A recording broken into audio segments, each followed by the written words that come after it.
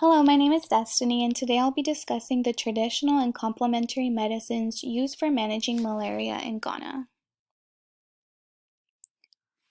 Malaria is a disease that is severe and at times fatal. Some common symptoms include fever, flu-like illness, headaches, muscle aches, and fatigue. Malaria is usually developed from the transmission of the disease by Anopheles mosquitoes. Parasites causing malaria can be found in red blood cells, therefore the disease can be transmitted through any form of blood transfusion, organ transplants, and sharing of needles and syringes. Malaria remains a serious health issue in Ghana, with 40% of outpatients experiencing the disease. Malaria is most common among pregnant women and children ages 5 and younger. High rates of malaria are due to impoverished housing, low economic statuses, and the lack of sanitation within the Ghana communities. Traditional medicine and complementary alternative medication is greatly used in Ghana. 60 to 79% of Ghana natives implement indigenous traditional medicines. Common traditional medicines are acupuncture, homeopathy, osteopathy, Ayurvedic medicine, traditional Chinese and Unani medicine, as well as herbal medicines. Herbal medicine is a factor of traditional medicine that is most used among Ghana natives. Herbal medicine is commonly favored due to its cost efficiency, accessibility, and the cultural beliefs that are surrounded by herbal healing.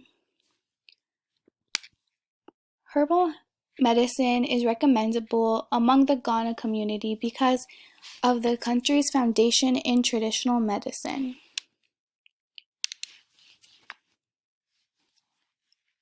The benefits of herbal medicine include its relative cheapness compared to synthetic drugs prescribed by physicians today. Herbal medicine is formulated from organic plant material, making it relatively harmless and easier for humans to consume. Herbal medicine has been used as traditional forms of healing dating back to ancient times among Chinese, Greeks, Indians, Romans, and many more.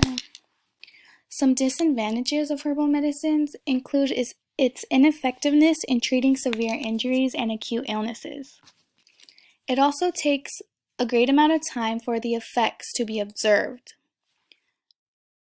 There are still risks for possible toxicity due to herbal medicines if taken improperly or in large quantities. A case study was done using the herbal medicine in the management of malaria among the Ghana community. A cross-sectional study was designed among malaria patients in the Kwabre East District of Ashanti Region, Ghana. Surveys were used for a quantitative approach to studying malaria patients in the region and a qualitative approach to researching herbal medicine practices locally. Results included every patient admitting to the use of herbal medicine at least once in their lifetime.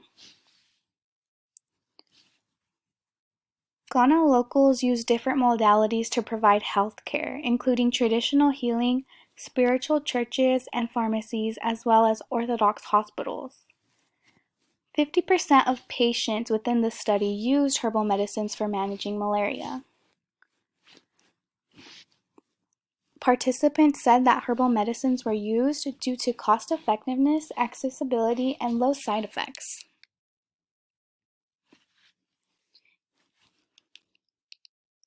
I hope this was beneficial in understanding the health disparity of malaria in Ghana and knowing the complementary alternative medications commonly used and can be implemented within the Ghana community.